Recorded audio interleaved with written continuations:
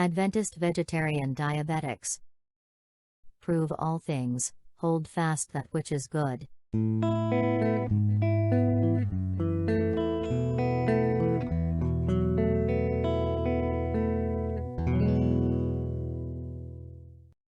Water. Law of health, number 3. Pure water is one of heaven's choicest blessings. Its proper use promotes health. It is the beverage which God has provided to quench our thirst. Ellen White, The Ministry of Healing. Water is essential to life. You may recall that, before you were first diagnosed with diabetes, you had frequent intense thirst. And your body still does. Dehydrated cells become more insulin resistant, so it's important to keep hydrated. How much water should I drink? You may have grown up believing that you should drink 8 8-ounce glasses of water. What do you think now? Is that too much? Is it enough? Or does it depend on something else? On your height and weight, your age, your gender, your level of activity? Someone recently came up with the idea that you should take the number of your weight, in pounds, and divide in half, and that is the number of ounces of water you should drink. For example, if you are 150 pounds, drink 75 ounces of water. That's more than 8 8-ounce glasses. Nutritional therapy practitioner, Christine Moore, in her book Real Food Keto, says that not only can you not count caffeinated drinks in your water requirement, but since caffeine is a diuretic, you need to add 1.5 times the number of ounces to your total, in order to replace the water lost from a diuretic drink. So, in the above example, if you have a 12-ounce coffee, even if it's black with no cream or sugar, or cola drink, even stevia sweetened, you would have to add 18 ounces to the 75 ounces, making it 87 ounces. Got it? Christine Moore also says that in no case should you drink over 128 ounces, 1 gallon or 3.785411784 liters, because you could die. She gave an account, though rare, of what can happen. The hiker who died from drinking too much water, excess fluid and lack of food caused her brain to fatally swell. When your kidneys cannot excrete the excess water, the electrolyte, mineral, content of the blood is diluted, resulting in low sodium levels in the blood, a condition called hyponatremia. Christine is so passionate about the importance of water drinking in your nutritional profile that she calls water the honorary 4th macronutrient. Besides proteins, fats, and carbohydrates.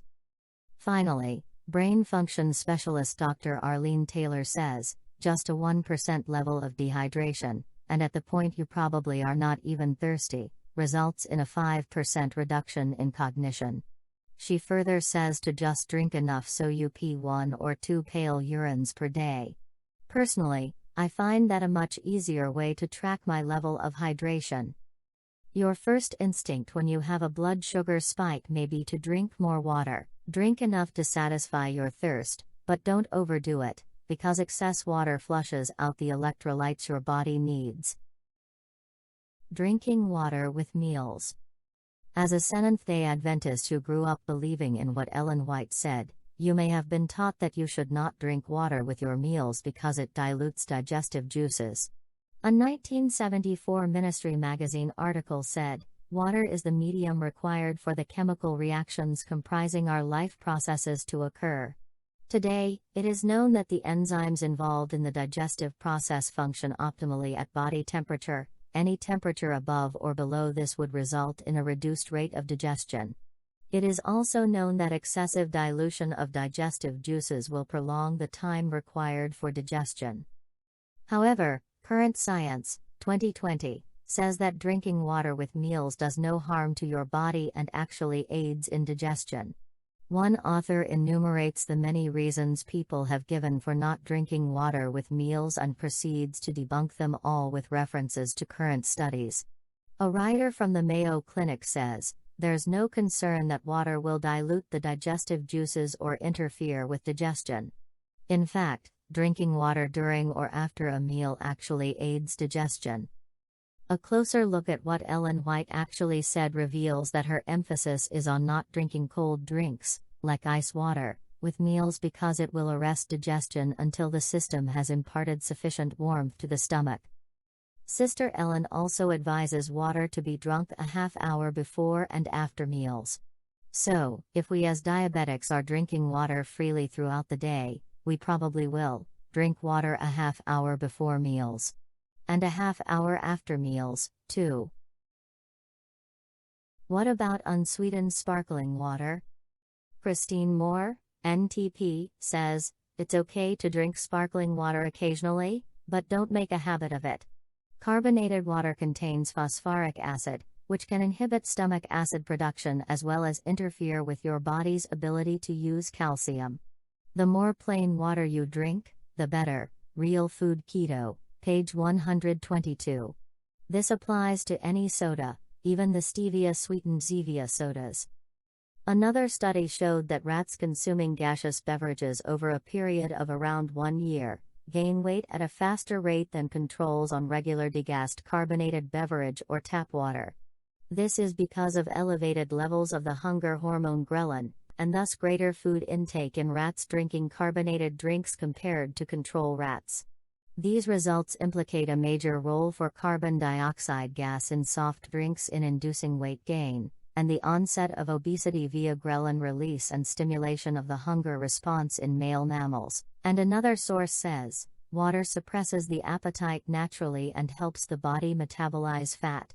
Studies have shown a decrease in water intake will cause fat deposits to increase, while an increase in water intake can actually reduce fat deposits. Water retention is best combated by drinking more water. This allows the body to release the water it had been holding on to, in case of dehydration. Weight Watchers advises that drinking water may help you lose weight because the body needs water to burn fat. Hand washing. Researchers estimate that if everyone routinely washed their hands, 1 million deaths a year could be prevented. A large percentage of foodborne disease outbreaks are spread by contaminated hands. The importance of handwashing became a top priority during the 2020 COVID pandemic, and it is still considered an important factor in disease prevention. Diabetics who were already washing their hands before glucose meter testing, sometimes up to 6 or more times a day, had a good head start in practicing hand washing. Visit our website at AdventistVegetarianDiabetics.com. Follow our blog at AdventistVegetarianDiabetics.com/blog posts. Subscribe to our YouTube channel at youtube.com/AdventistVegetarianDiabetics.